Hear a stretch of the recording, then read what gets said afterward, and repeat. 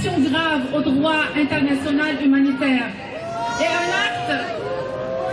acte assimilable à un crime contre l'humanité. Nous avons été détenus dans le désert de Negev, une prison dans le désert du Negev. Il s'appelle la prison Ketziot ou Ansar 3. Cette prison, ouverte en 1986 lors de la première intifada, fermée en 1995, puis réouverte en 2002 lors de la deuxième intifada, est le plus vaste centre pénitentiaire en Israël. 400 000 mètres carrés dans le désert de Negev.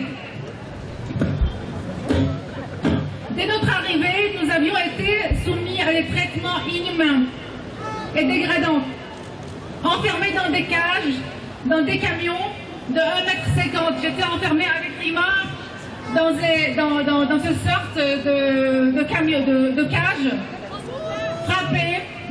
Oui, j'ai été frappée. Rima aussi. Une gardienne m'a cogné la tête contre le camion. Nous avons été exposés à une chaleur étouffante, puis à un froid glacial. Cette alternative de chaud et de froid est une méthode de torture pratiquée par Israël. Nous avons été ensuite repartis dans 14 cellules, je parle que des femmes. 14 cellules de 20 mètres carrés, où 12 à 16 femmes étaient entassées ensemble. Chaque jour, nous avons été transférés pendant 5 à 7 heures dans une sorte de cage, à peu près de 15 mètres carrés.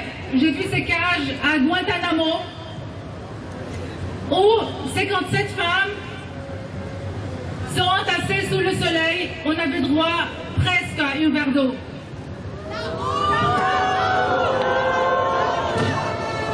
Aucune nourriture saine à Ketziot, à Nakab.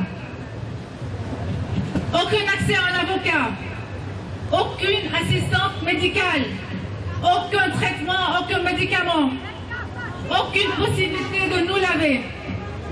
Nous avons subi des mesures et des menaces de mort ou de gazage, des privations, des humiliations psychologiques et pour certaines d'entre nous physiques. Certaines ont été forcées de rester agenouillées en plein soleil pendant des heures.